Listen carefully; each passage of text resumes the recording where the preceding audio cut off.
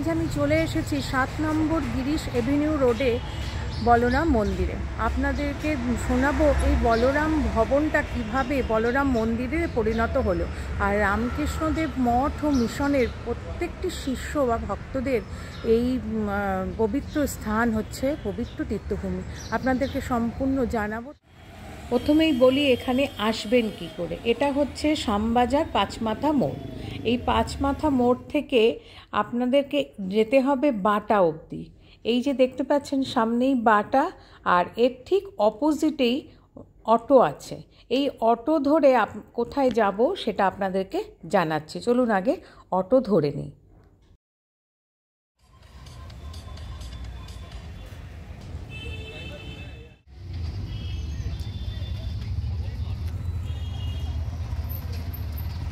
Auto করে এই অবধি দেখুন, এর ডান দিকে হচ্ছে উইমেন্স কলেজ আর বাঁ দিকে হচ্ছে গিরিশ ভবন। আমাকে ওপারে নামিয়ে দেবে অটোওয়ালা বলেছে। আমি এপারে চলে এসেছি, দেখতে পাচ্ছেন।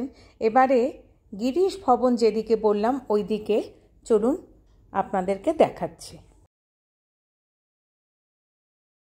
অটো থেকে নেবে 2 মিনিট হাঁটার পরই এই যে দেখতে পাচ্ছেন বাঁ দিকে গিরিশ ভবন, এইখানে পৌঁছে গেছি। এর ঠিক একটু এগিয়েই হচ্ছে বলরাম ভবন বা বলরাম মন্দির। চলুন আপনাদের দেখিয়ে দিই।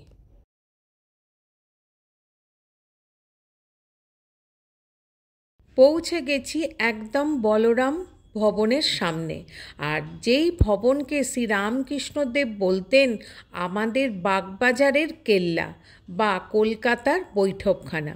চলুন আপনাদেরকে সম্পূর্ণ জানাবো কিভাবে এই বলরাম ভবনটা বলরাম মন্দিরে পরিণত হলো।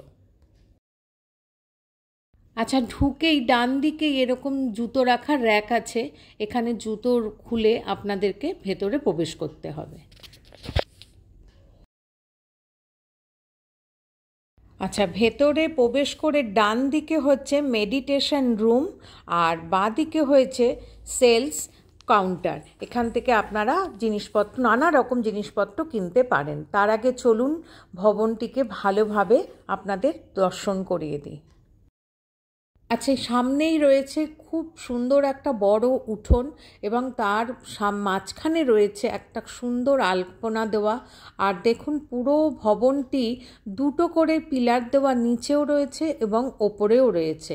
আর পুরো সাবেকিয়ানার ছোঁয়া প্রতি কোনায় কোনায় আজও যেন বিরাজমান, দেখতে পাচ্ছেন।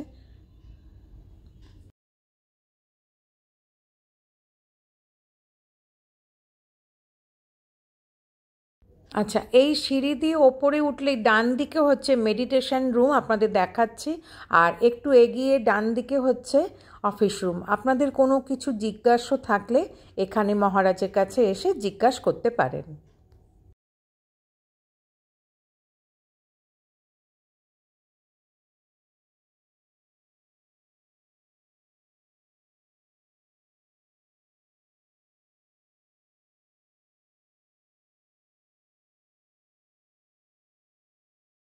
এটা হচ্ছে মেডিটেশন রুম। সামনেই রয়েছে লাটু মহারাজের একটা ফটো, আর ডান দিকে রয়েছে হরি মহারাজের একটা ফটো। আর ভেতরে চেয়ারের ব্যবস্থা করা আছে, যাদের মনে ইচ্ছা হবে তারা এখানে মেডিটেশন করতে পারে। আর ভেতরে রয়েছে মা শারদার একটা অপূর্ব সুন্দর ফটো।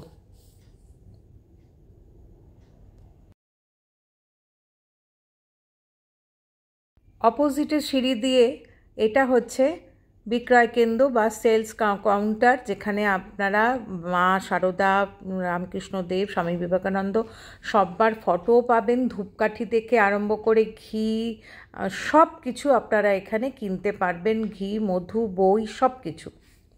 আচ্ছা, এবারে চলুন মন্দিরের দিকে। এই সিঁড়ি দিয়ে ওপরে উঠলেই আমরা ওপরে মন্দিরে পৌঁছে যাব। শ্রীরামকৃষ্ণদেবের লীলা বিলাসকে কেন্দ্র করেই এই বলরাম ভবন বলরাম মন্দিরে পরিণত হয়েছে। আর এই সেই পবিত্র ভবন যেখানে প্রভু শ্রীরামকৃষ্ণদেবের লীলাবিলাসের পূত স্মৃতি বহন করছে। আর এই ভবনের চারিদিকে আনাচে কানাচে এক শ্রুতি মধুর ইতিহাসের সাক্ষ্য দিচ্ছে। ঠিক সেই কারণেই শ্রীরামকৃষ্ণ দেবের অন্তরঙ্গ শিষ্যরা এই ভবনকে বলরাম মন্দির হিসাবে স্বীকৃতি দিয়েছে। আর এই মন্দিরের মুখ্য দেবতা হচ্ছে ভগবান শ্রীরামকৃষ্ণ দেব। মন্দিরের প্রথম ও প্রধান সেবক ছিলেন বলরাম বসু। বলরাম বসুর যৌথ জমিদারি ছিল বর্তমান উড়িষ্যা বা কটকে। আর তার জীবনের বেশিরভাগ সময়ই তিনি পুরীতে জগন্নাথ দেবের সেবাতে অতিবাহিত করেছেন। শ্রীরামকৃষ্ণ দেবের কথা তিনি ব্রাহ্মণদের এক পত্রপত্রিকা থেকে জানতে পারেন। আর তখন কলকাতায় তিনি রামদয়াল চক্রবর্তীকে চিঠিতে লিখে জানতে চান যে রামকৃষ্ণ পরমহংস দেবের সম্বন্ধে কী জানো, আমাকে জানাও। এবং তিনি চিঠিতে পরমহংসদেবের চিত্তাকর্ষক বর্ণনা পড়ে তাকে দেখার ভীষণ আগ্রহ হয়। মনে ভাবেন কলকাতায় গিয়ে পরমহংসদেবকে একবার দর্শন করে আবার পুরীতে ফিরে আসবেন। দিনটি খুব সম্ভবত 1 জানুয়ারি 1881। প্রথম দর্শনেই ভক্ত পরিবৃত শ্রীরামকৃষ্ণ দেবকে দেখে তার মনে হয়েছিল শ্রী চৈতন্য দেবের পুনরাবির্ভাব। কথামৃততে উল্লেখ করা আছে যে ঠাকুর এই ভবনে প্রথম আগমন করেন 11 মার্চ 1882 সালে। সামনে যেটা ঘরটা দেখছেন ওটা হচ্ছে মায়ের ঘর। ঠাকুরের নির্দেশে মা শারদা এই ভবনে পদার্পণ করেন, আর তিনি যখনই এই ভবনে আসতেন এই ঘরেই তিনি থাকতেন। 1886 খ্রিস্টাব্দের 21 আগস্ট শ্রী ঠাকুরের মহাসমাধি হওয়ার পর তিনি কাশীপুর উদ্যানবাটি থেকে এখানেই আসেন ও এখান থেকেই বৃন্দাবনে গমন করেন।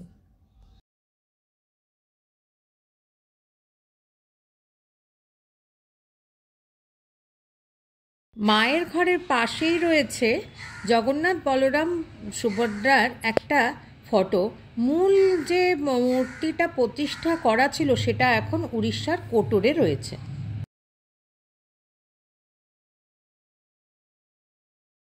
ঠাকুরের পূত দেহাস্থি কিছুদিনের জন্য এই ঘরেই সংরক্ষিত করে রাখা হয়েছিল, যা পরে কাকরগাছি যোগোদ্যানে নিয়ে যাওয়া হয়।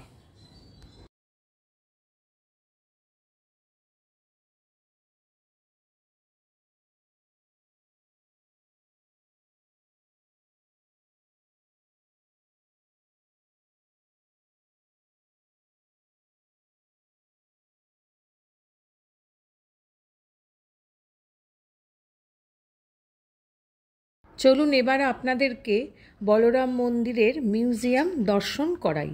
আর এই মিউজিয়াম সকাল 7টা থেকে সন্ধে আরতি হওয়ার আগে পর্যন্ত খোলা থাকে।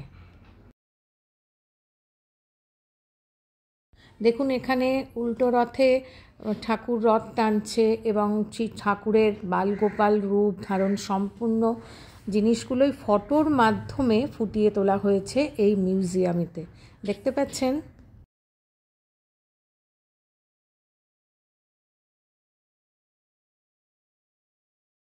এখানে আছে গানের আসরে ঠাকুর আর বিবেকানন্দ,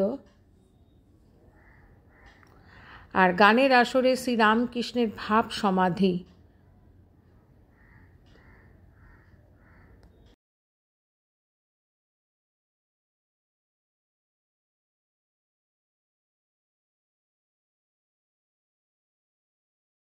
এই ছবিতে আছে শ্রীরামকৃষ্ণ দেব আর তার ত্যাগী পার্ষদবৃন্দ।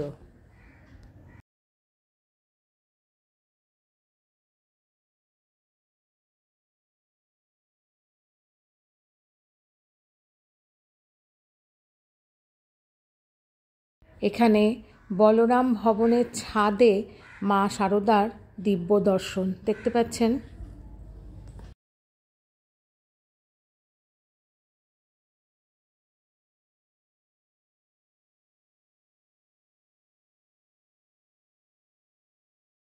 এই সেই পবিত্র রথ রামকৃষ্ণ কথামৃত অনুসারে 1884 সালে উল্টো রথের দিন ঠাকুর প্রথমবার ওপরের বারান্দায় মানে দোতলার বারান্দায় জগন্নাথের রথ তার সকল ভক্তবৃন্দের সাথে মিলিত হয়ে সংকীর্তন সহযোগে নৃত্য করতে করতে রথযাত্রা উৎসব পালন করেছিলেন।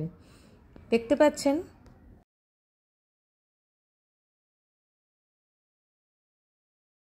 এখানে রয়েছে অন্তিম শয্যায় স্বামী ব্রহ্মানন্দের দিব্য দর্শন।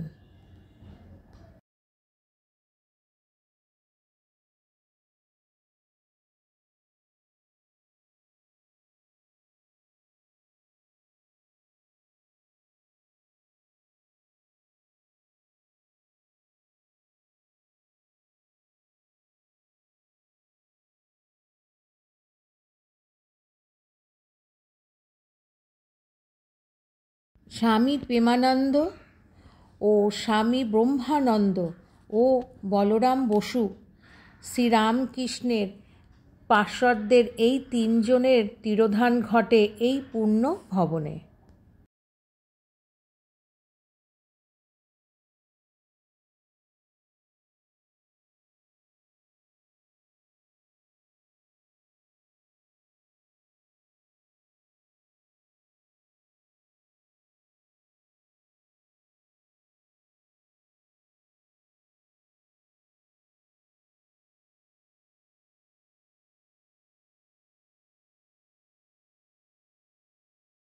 ঠাকুরের জীবনের শেষ কয়েক বছরে এই ভবনে বহুবার রাত্রিযাপন করেছিলেন ঠাকুর, আর দোতলার দক্ষিণ পশ্চিম কোণের এই ঘরটাতেই উনি থাকতেন।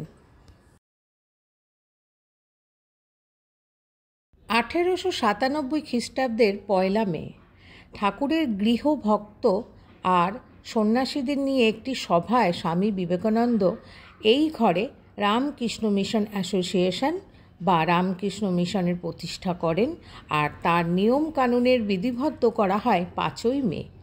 এই সেই ঘর যেখানে আজও ঠাকুর সারদা মায়ের নিত্য পুজো, গীতা পাঠ ও উপনিষদ পাঠ করা হয়।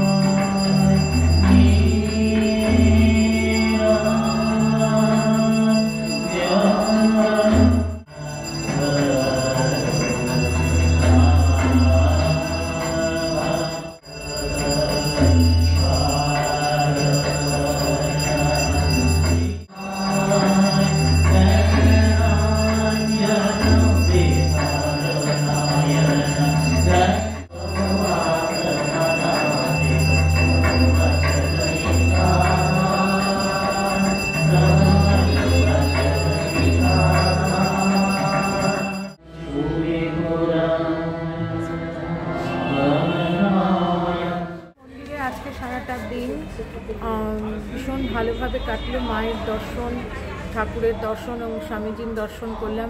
এছাড়াও আমি সন্ধে আরতিও আপনাদেরকে দর্শন করালাম।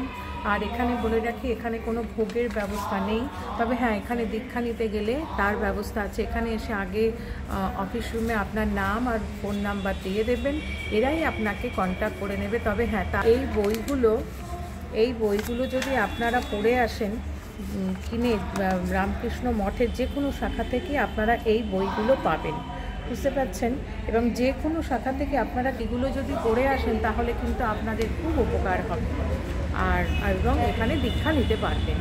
আর আজকে এই অবধি কেমন লাগলো অতি অবশ্যই জানাবেন, লাইক, শেয়ার এবং সাবস্ক্রাইব করুন।